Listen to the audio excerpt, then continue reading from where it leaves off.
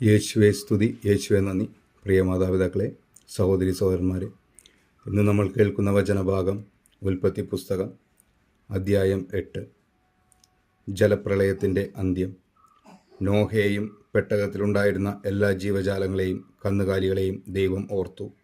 അവിടുന്ന് ഭൂമിയിൽ കാറ്റു വീശി, വെള്ളമിറങ്ങി, അഗാധങ്ങളിൽ ഉറവകൾ നിലച്ചു, ആകാശത്തിൻ്റെ ജാലകങ്ങൾ അടഞ്ഞു, മഴ നിലയ്ക്കുകയും ചെയ്തു. ജലം പിൻവാങ്ങിക്കൊണ്ടിരുന്നു. 150 ദിവസം കഴിഞ്ഞപ്പോൾ വെള്ളം വളരെ കുറഞ്ഞു. 7-ാം മാസം 17-ാം ദിവസം പെട്ടകം അറാറത്ത് പർവ്വതത്തിൽ ഉറച്ചു. 10 മാസത്തേക്ക് വെള്ളം കുറഞ്ഞുകൊണ്ടേയിരുന്നു. 10-ാം മാസം 1-ാം ദിവസം പർവ്വത ശിഖരങ്ങൾ കാണാറായി. 40 ദിവസം കഴിഞ്ഞപ്പോൾ നോഹ പെട്ടകത്തിൽ താനുണ്ടാക്കിയിരുന്ന കിളിവാതിൽ തുറന്നു. ഒരു മലങ്കാക്കയെ പുറത്തു വിട്ടു. വെള്ളം വറ്റുവോളം അത് അങ്ങുമിങ്ങും പാറി നടന്നു. ഭൂമിയിൽ നിന്ന് വെള്ളമിറങ്ങിയോ എന്നറിയാൻ അവൻ ഒരു പ്രാവിനെയും വിട്ടു.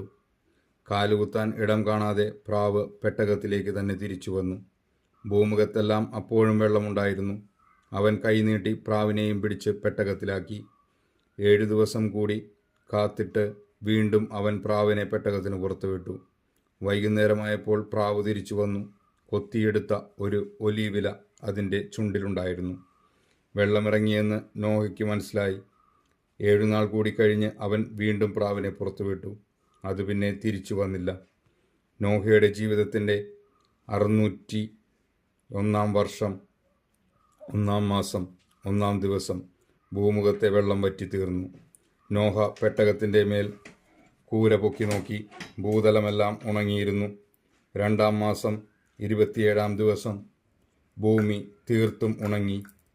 ദൈവം നോഹയോട് പറഞ്ഞു, ഭാര്യാപുത്രന്മാർ, അവരുടെ ഭാര്യമാർ എന്നിവരോടുകൂടി പെട്ടകത്തിൽ നിന്ന് പുറത്തിറങ്ങുക. പെട്ടകത്തിലുള്ള പക്ഷികളെയും മൃഗങ്ങളെയും ഇഴജന്തുക്കളെയും എല്ലാം പുറത്തു കൊണ്ടുവരിക. സമൃദ്ധമായി പെരുകി അവയിൽ ഭൂമി നിറയട്ടെ. ഭാര്യയും പുത്രന്മാരും അവരുടെ ഭാര്യമാരുമൊത്ത് നോഹ പെട്ടകത്തിൽ നിന്ന് പുറത്തു വന്നു.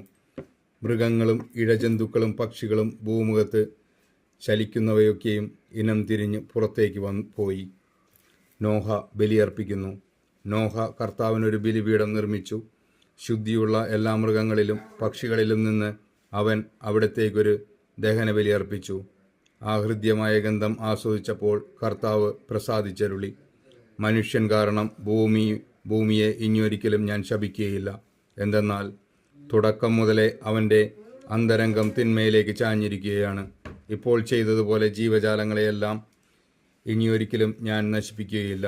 ഭൂമിയുള്ളിടത്തോളം കാലം വിതയും കൊയ്ത്തും ചൂടും തണുപ്പും വേനലും വർഷവും രാവും പകലും നിലയ്ക്കുകയില്ല. എന്ന് നമ്മുടെ കർത്താവായ ദൈവത്തിന് സ്തുതി. ഈ തിരുവചനം നമ്മുടെ ജീവിതത്തിൽ സന്തോഷവും സമാധാനവും ഐശ്വര്യവും കൊണ്ടുവരട്ടെ. ആമേൻ.